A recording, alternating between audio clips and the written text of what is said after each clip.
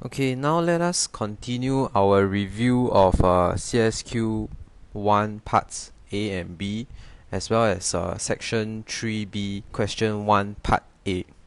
So in the part 2 of this series of video tutorials, I'll be going through a review of CSQ1, the questions A and B. Okay. Before I start, I just want to make a point that this set of CSQ questions are very old, and what you should take away from these CSQ questions is the content.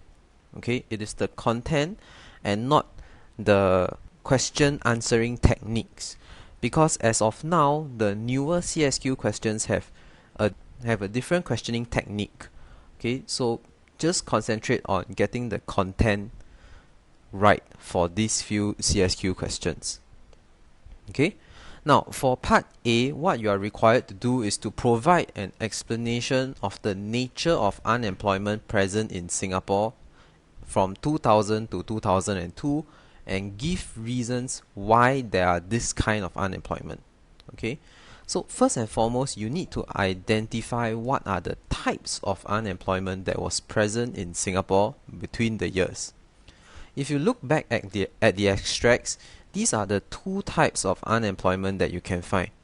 It is quite obvious that you can find structural unemployment, and at the same time there is also some glimpse of cyclical unemployment, especially in extract 3 when they mention that there is some kind of economic downturn. Okay, so we will go through these two types of unemployment and give reasons why there were such unemployment in Singapore. Okay, let's start with structural unemployment. First and foremost, in your answer, you should be explaining structural unemployment. Okay, structural unemployment is unemployment that results from workers not having the skills required by the economy. In the lecture notes, this is known as occupational immobility. Okay, in Singapore's context, from 2000 to 2002, what happened is that the structure of the economy has changed towards a knowledge-based economy, and there is a shift towards more high-tech sectors like IT and biotechnology.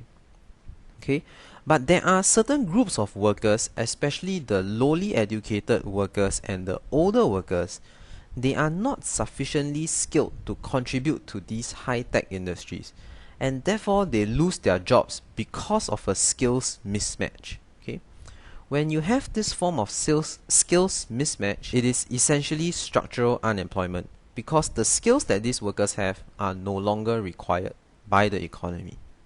Okay, now in 2000 to 2002, there was also consolidation in the services sector. Okay, so what happened was that workers with obsolete skills or unwanted skills lost their jobs. At the same time, not found in the extracts itself, we also know that at this period of time there was a lot of shifting of low technology manufacturing industries from Singapore to countries like China and Vietnam. So if you are a worker with skills in low tech manufacturing, basically again your skills has become unwanted. And most importantly, there is a permanent loss of demand for this kind of low skilled workers or workers with obsolete skills in the services sector. But essentially you realize that it is the same as before, and the key issue here is that basically there is a skills mismatch.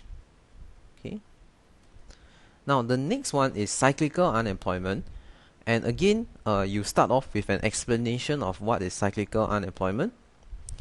Cyclical unemployment essentially is unemployment that results from inadequate demand for a country's goods due to weak foreign and or domestic demand. Okay, the best way to understand cyclical unemployment is through a ADAS diagram.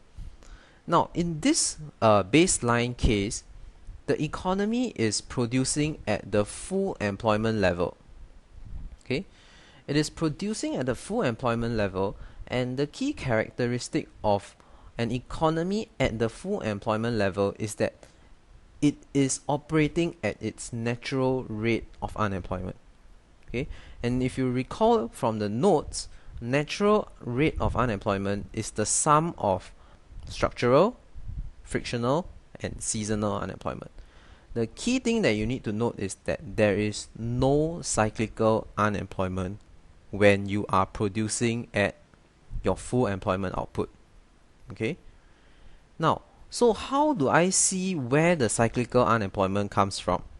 All I need to show is that if there is a fall in AD from AD0 to AD1, and as a result I have a fall in the real national income, and the fall in this real national income results in workers being retrenched or the workers being sacked, because very simply firms are producing less.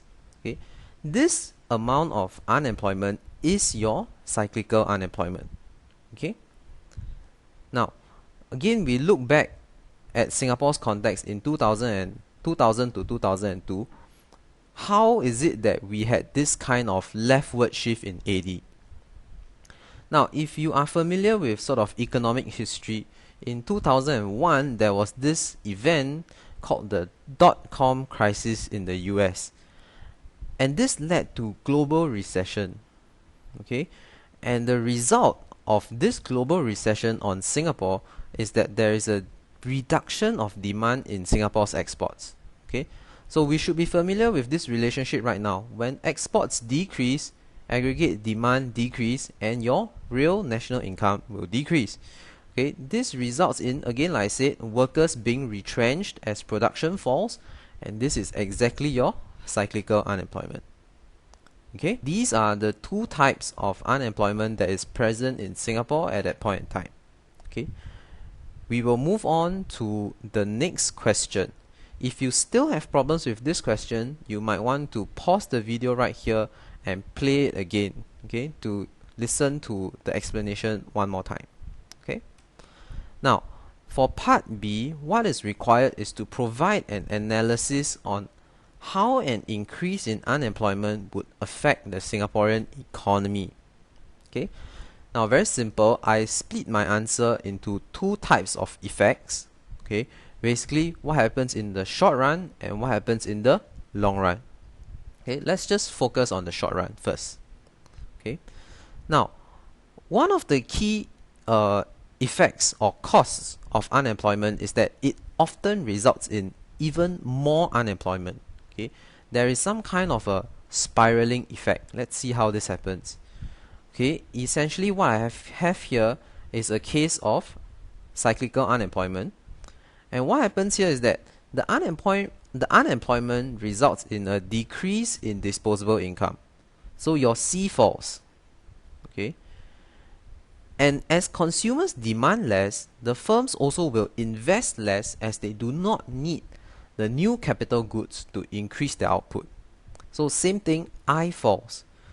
So when you take it together, C and I falls, it leads to a further decrease in AD from AD1 to AD2. Okay, then as a result, your real national income falls even more, and it results in even greater unemployment. Okay, now that's what happened in the short run. Okay, in the short run, what is affected is the aggregate demand curve. Okay, now let us move on to the long run effects on the Singapore economy. In the long run, unemployment would affect the long run part of aggregate supply curve, or should I say the vertical part of the AS curve. Now, why is that so? Because as people are unemployed for a long time, they will lose their human capital. Okay, or there's a specific term for it, and it's known as de-skilling. Okay, it reduces the quality of the labor workforce in Singapore. Now, if you have problems understanding this, just think of it this way. If you have not revised economics for 1 or 2 months at all, you will forget all the content, all the concepts, and all the answering skills required in econs. Therefore, this is what we mean by de-skilling. You've lost all your skills in economics. Now, the next point is that, remember I said in A, when we are looking at the short run effects, that investment actually falls. Okay, so the long run impact of a lower investment is that the capital goods are not replaced in the long run.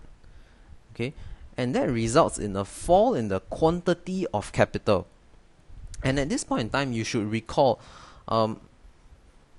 things like labor and capital, they form what we call factors of production, right?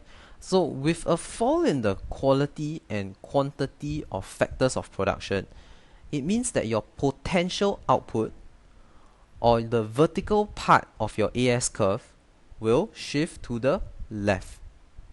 Okay, and that results in a even greater fall in the real national income. Okay, so that is part B. That is the answer to part B of the question. Now, let me just recap on the costs of unemployment, and this is covered in page 10 to 15 of your your lecture booklet. Okay, there was this spiraling effect that we mentioned as a short run effect, and we also talked about the long run impact of LRAS.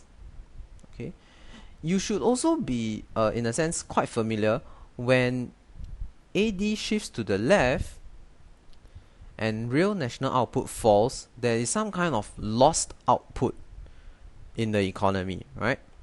The two other costs that we did not really talk about in the answers are the fiscal costs to the government and also social costs of unemployment.